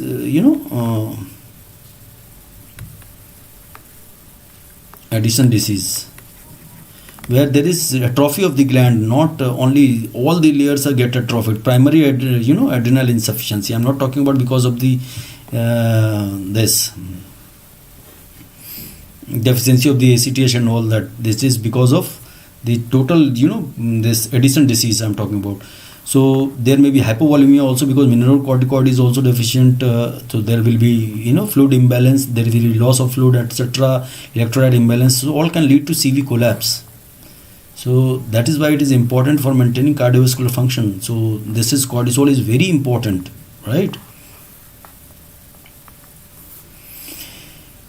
Action on central nervous system, the pharmacological doses. We are talking about the pharmacological effects of the corticosteroids. We are not talking about the physiological effects. Physiological effects is different. These are pharmacological doses. When you use corticosteroid as a drug, then what happens? So usually these pharmacological doses can lead to mild euphoria. And this is due to the direct action on the CNS. This euphoria is not because there is relief of the symptom of the disease. So that is why patient is very happy and having euphoria. No, this is direct action on the CNS, not because of the relief of the symptoms of the disease. And this may sometimes progress to increase motor activity, insomnia. Not only that, can lead to hypomania also. Can you believe? They can lead to hypomania, even mania, very rarely can lead to mania also. So Addison disease, on the contrary, which I talked about, that there is deficiency of everything. There is apathy, depression, psychosis, all these features are there, So this is important, on action of functioning of central nervous system. These glucocorticoids are also important for maintaining the level of sensory perception. and level of excitability, normal level of excitability of the neuron should not be hyper excitable or under excitable, because it maintains the sensory perception and everything. That is why the high doses of if steroids are used in therapy of certain, it may reduce seizure potential threshold. High dose may reduce seizure threshold, so it can precipitate seizure. So it should be used very cautiously or with caution in patient with epilepsy, history of epilepsy, etc. Right? And the high doses or use of continuous use of this corticosteroid may lead to increase in intracranial tension, that is called pseudotumor cerebri, and that may result in papillary edema or even visual disturbances, headache, nausea, etc. That can also happen. Water excretion. If you see the water excretion, it has effect on water excretion is independent of action on sodium transport. Because what happens when sodium transport, you affect sodium transport, water excretion will automatically be affected. Because if you retain sodium, water will be retained with this. If you promote excretion of sodium, the obligatory water loss will be there with the sodium. Do you understand that? So, but this here the water excretion, that is effect on the water excretion shown by or is displayed by these corticosteroids is independent of action on sodium transport. It has nothing to do with sodium transport. So it can increase the function or it has a permissive effect on the function of the tubular transport that has or the action that controls the normal GFR. So that is why this hydrocortisone and other glucocorticoids can maintain normal GFR. That is important. They are involved in maintenance GFR. They may also enhance secretory activity of the renal tubules. So that is why in adrenal insufficiency, when there is deficiency of cortisol, the capacity to excrete water load is markedly reduced. Free water clearance is reduced.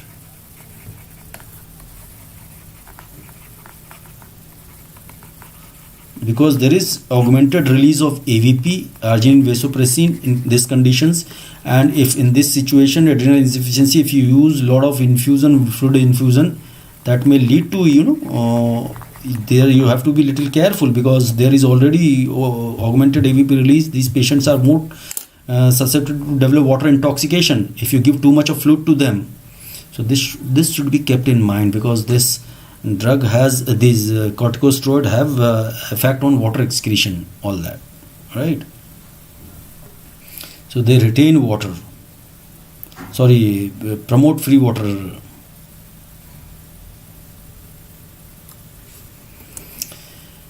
Skeletal muscles, yes, they do affect skeletal muscle activity and functions, and obviously the optimum glucocorticoid level is required both for normal skeletal muscle activity, and both can occur, this muscle weakness can occur in both conditions, both in hypocorticism as well as in hypercorticism. Means when there is activity is more, cortisol level is high, and when cortisol level is lower, both can lead to muscle weakness. But the causes are different in both the conditions. For when we have deficiency of cortisol, that is the muscle weakness, and this decreased work capacity is due to because of hypodynamic circulation. Because the cortisol is important for cardiovascular function, also cardiac output and everything is maintained by. So because of hypodynamic circulation, if a patient works, then he does not get sufficient increase in blood supply to the skeletal muscles, so he gets easily tired, feels weakness and decreased work capacity. So this is because of the hypodynamic circulation. Got my point? But in hypercorticism, what happens? High cortisol level, this increased breakdown of muscle protein, catabolism and all that. And moreover, because of the hypercorticism, there is mineral corticoid action is also increased, because of that. So there is hypokalemia, because cortisol can act on mineral corticoid receptor with similar activity. So when there is hypocorticism, there may be not entire cortisol is converted into cortisone, maybe some of which can directly act on mineral corticoid and can cause fluid retention, and mineral corticoid action, it can lead to potassium loss because it retains sodium. So there is fluid retention because of this sodium, retention of sodium, and because of loss of potassium, there may be hypokalemia like a situation. And when there is Hypokalemia, the skeletal muscles feels weak. So because of muscle wasting and this hypokalemia and all that, the hypocorticism may produce myopathy and all that, and muscle weakness. So excess GC may cause muscle wasting because of protein catabolism, and myopathy can occur. Proximal myopathy especially. Other actions that are worth mentioning here is the effect on the calcium metabolism. It actually negatively regulates the calcium. It can reduce, can cause negative calcium balance in the body. First of all, it may inhibit the intestinal absorption of calcium. Not only that, it promotes renal excretion of calcium also. It promotes loss of calcium from the bone indirectly. Indirectly means it was causing, osteoid. I told you, the protein part of bone. These osteoids are formed on which are actually mineralized later. So these osteoids are resolved catabolism. This protein part was catabolized. So what is happening along with that? The minerals are being also lost. So indirectly it promotes calcium loss from the bone. And spongy bones are more susceptible for its action, like ribs, vertebrae. That is why vertebral fractures are common with patient on long-term steroids, glucocorticoid therapy.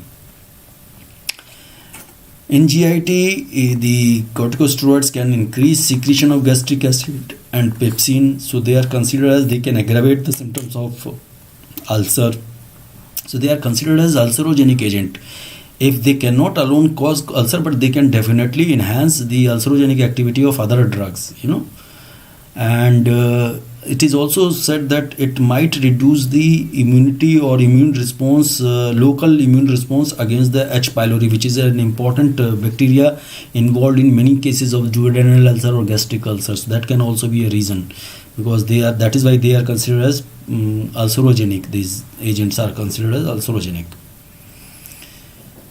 Pulmonary effect, yes, towards the end of the term, near term, these corticosteroids are important for bringing in certain structural and functional changes in the fetal lungs. They induce maturity of the fetal lungs. That is important. That is why premature delivery, when there is no sufficient time for steroids to cause this development and all that, patient may have respiratory distress syndrome and all that. And also they promote production of, along with this maturity of the fetal, production of pulmonary surfactant, which is important for, during the, when the fetus actually breathe, and for the movement of the air, this pulmonary surfactant is important. So this pulmonary surfactant is produced under the influence of the corticosteroids. So in many times when there is premature pregnancy, premature labor cannot be prevented. So we start giving treatment with the steroids from outside, especially the beta-methazone and all, to promote or ensure lung maturity and to promote the production of these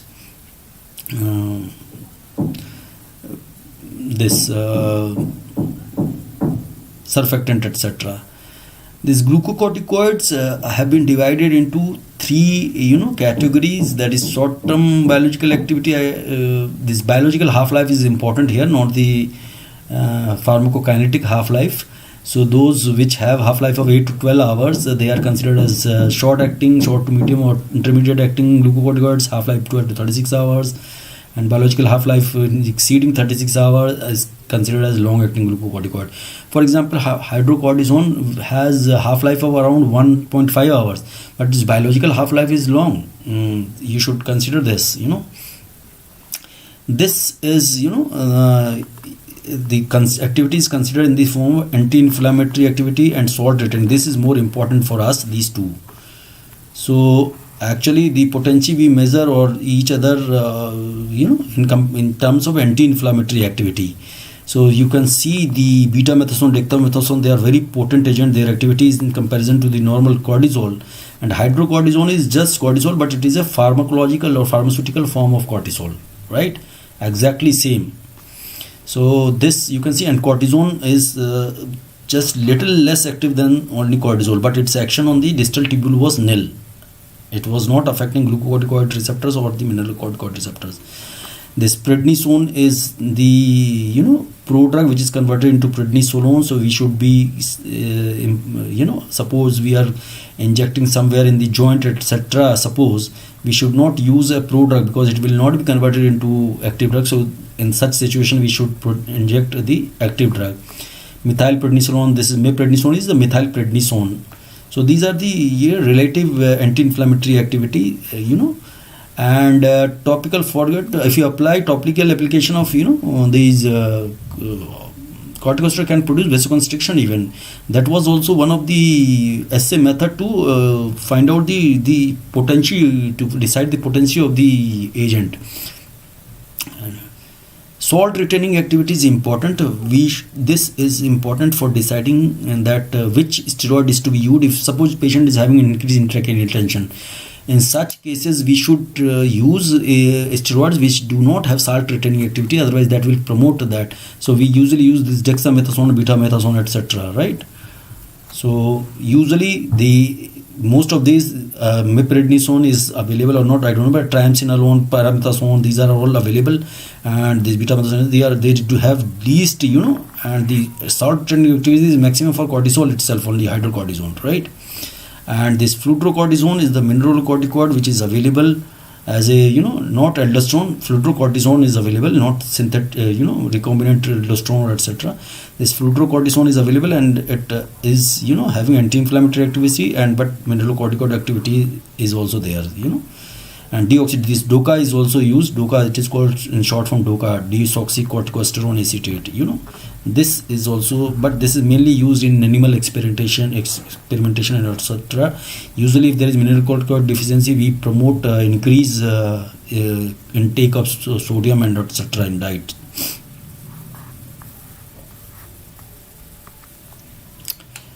Deflazacort it was not given in that table. That is why this drug it's not that it's a new drug. It is available, and it is also used as an anti-inflammatory and an immunosuppressant, but it is an inactive drug converted into the liver by metabolism to 21-deacetyl deflazacort, which is the active moiety, and it is derived from prednisolone, very much similar to structure in prednisolone, and it is similar activity as well. Prednisolone is also 4-5 times more potent than the anti-inflammatory activities, 4-5 times of the cortisol. So similarly this also have the same, and it has no salt retaining activity. This is important, the no salt retaining activities. So deflazacort is available as 6 mg, 12 mg to 30 mg. I have seen these tablets are available.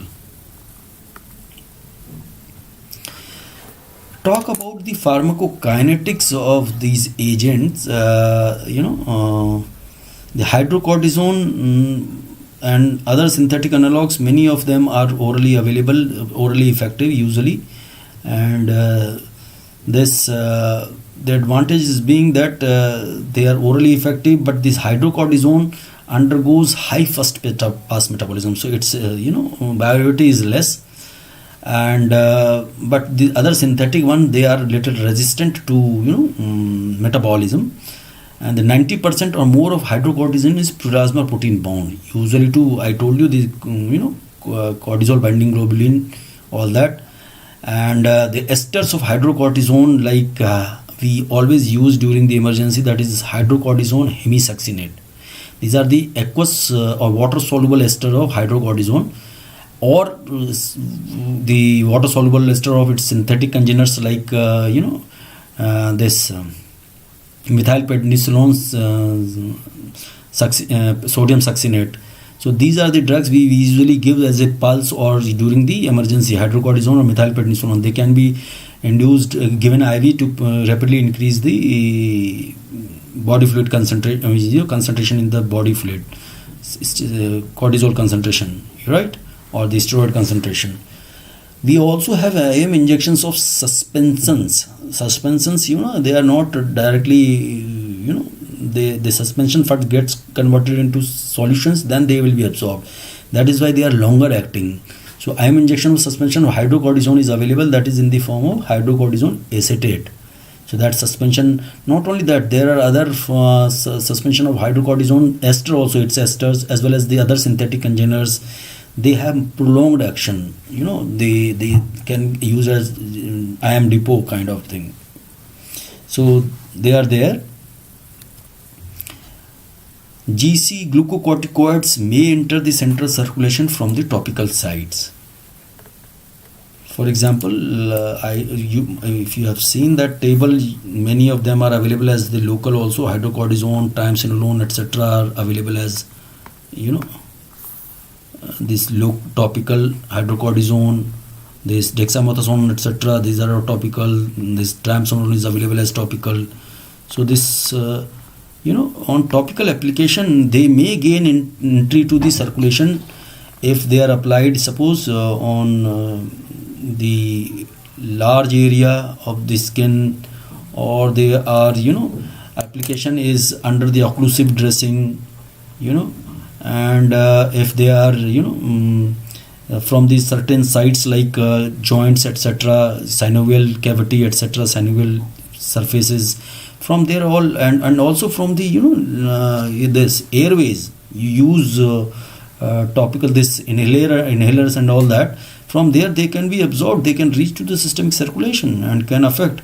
And if this use is prolonged, or you use large doses, or you apply on a larger surface, then the sufficient amount may be absorbed, and that may produce certain systemic effects, including HPA axis suppression. That might also occur. So do not consider that if you apply on the skin, so it is safe, because these drugs can cross your skin and all that. They are highly lipid soluble, they can be absorbed easily. So it is also recommended, if they are for a topical application, it is always recommended that should not apply more than 15 gram a day or 5 gram in a day, or should not be applied on the skin area larger than this, or these instructions are always given there. So this hydrocortisone we are talking about, this hydrocortisone is metabolized by hepatic macrosomal enzymes, and later it is glucuronide conjugated, and sulfate conjugation occurs and are excreted ultimately. But synthetic derivatives, they are more resistant to metabolism. They may be having longer half-life than the hydrocortisone. Hydrocortisone usually have plasma half-life of 1.5 hours. But I told you the biological half-life is always longer than the plasma half-life. That is why their classification is based on biological half-life, because that is more clinically relevant, right? So this was all about your steroids and all that. These corticosteroids, we discussed about the how to control release, regulation, etc., its receptor specificity, the mechanism of action, which is most important part, how do they affect the expression of certain genes and all that, how do they leads to this trans activation, trans repression. These are how they are differing from each other, how this physical protein to protein interaction occurs, what is acetylation, deacetylation activity. This is diurnal rhythm that varies because depending upon the clock and VML interaction.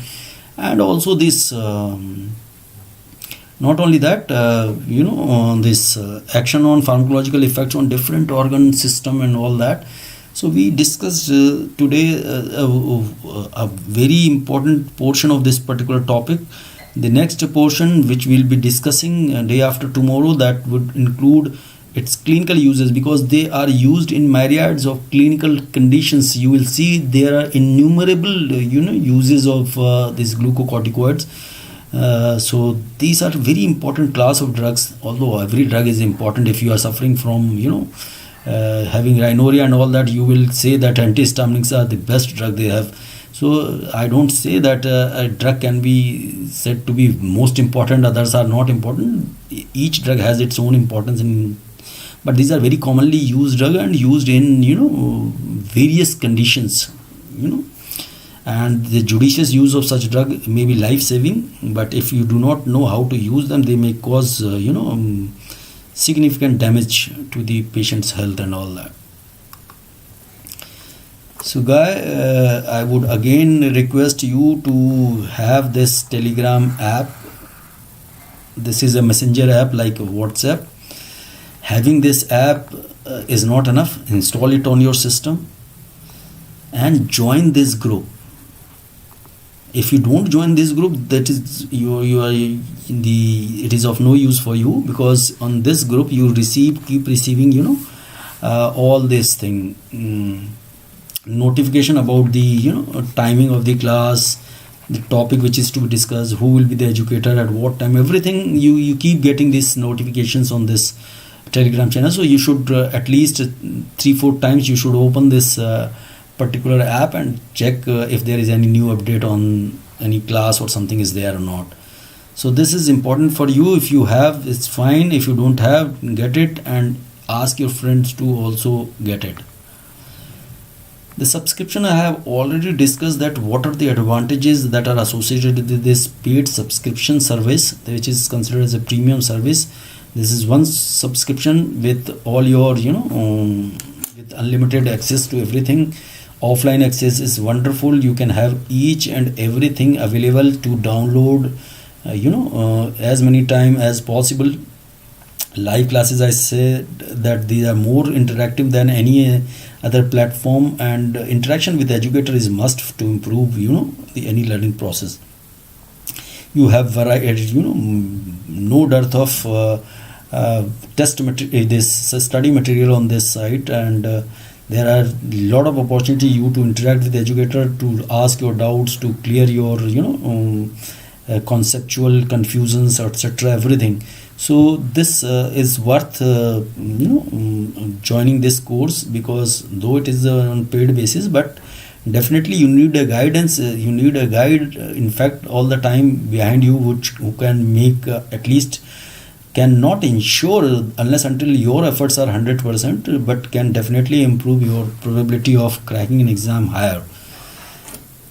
Guys, you if have this Unacademy learning app, that is fine, because I take classes on this Unacademy learning app, that is in the form of special classes. I take I'm right now I'm teaching on this the antimicrobial agent on this platform. So tomorrow I will be having the second half of our topic which is going on, that is on aminoglycoside antibiotics at 6 p.m. The advantage of this special class is that you have opportunity to interact with the educator.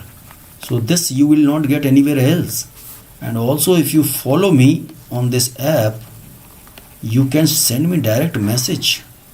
So you can send me your queries, etc., not only related to classes on this particular platform, but anything that on NEET PG Live Daily. If you feel that, like now I'm teaching corticosteroids, if you have any doubt, you can send me through this app. This will come to me and I will definitely reply back. Don't worry. So if you don't have, you are not aware about this, so get it and ask your friend also, and ask them to tell their friend as well to get it as early as possible, because you are getting 2 platforms, that too without any cost, free classes, everything. So install it on your system. It is available on iOS as well as the Android Play Store. So whatever system you have, you can download and install it. And I've just keep stay tuned for the tomorrow class. Immediately download it, so that tomorrow you can meet me on this special classes.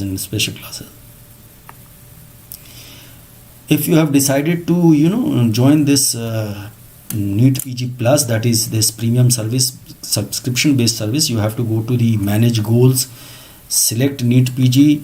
After that, you have to, under NEET PG, you have to select this plus, and then you have to click this get subscription. If you have any queries, you can talk to them. We always recommend that these 2 durations of subscriptions are most important. This 12 months for those who have already completed their MBBS, or they have tried once or twice the PG entrance, they have already faced. For them, this is the best, and this 24 months for those who are still UG students and wants to have guidance right from beginning, right from now, so that they do not want to waste a single day in their career, because that time is important. Time is money ultimately. That you would realize later on, because that's good. If you are capable of cracking an exam on your own, that is absolutely fine. But if you think that you need a kind of support, don't resist it. You just come to us. You have everything available for you here, but at a cost. If you really want, otherwise you are attending classes, that is fine. But for something to do better in the exams and all that, you need some guidance and all that. So that is available only on this plus. And you don't have to pay entire thing upfront, entire amount upfront. You can pay in no cost EMI if you subscribe for 12 months. Means any subscription more than 6 months of duration can have this facility, can avail this facility of no cost EMI. So if you apply this my code, this referral code, this will give you additional 10% discount. For example, those who are planning to buy 24 months subscription will get this subscription 36,000 instead of 40,000, and similar is 12,000. They will also save around 3,000 rupees. So don't forget to apply this referral code. That is they make sure that you get this 10% discount. You do not miss out on this. So guys, keep enjoying this NEET PG live daily. I also enjoy, but sometimes I feel there is no facility of interaction. I can't see what you are in chat, what messages you are sharing, because it's not possible for me to have look on both at the same time. So this becomes little one-sided affair kind of thing. So I would say that come on plus, come on this special classes. There you will have a feel of how the NEET PG plus would look like. That is a premium service, definitely premium. And once you join that particular course or particular platform, this subscription base, you will definitely realize that it is worth paying for this particular service. So if you liked my lecture, give me a thumbs up, share this link of this lecture with your friends, and ask them to also be on this NEET PG live daily platform. Subscribe to it, and don't forget to click this bell button, so that you have notification, all the notification you get in time. So all these things are available for you free of cost. So enjoy and learn with enjoyment, and enjoy while learning. So once again I reiterate that use this referral code of mine if you are really convinced by my idea of joining this NEET PG plus. So whenever you join, you can use my referral code, so that this actually gives us some kind of appreciation from the Unacademy as well, and get 10% discount. So stay tuned for the next class, next part of this corticosteroid, that is day after tomorrow. But tomorrow I will be available on the plus, this special classes where I will be taking this second part of the aminoglycoside antibiotics. So stay tuned, dear. Till then, it's time to say goodbye and good night.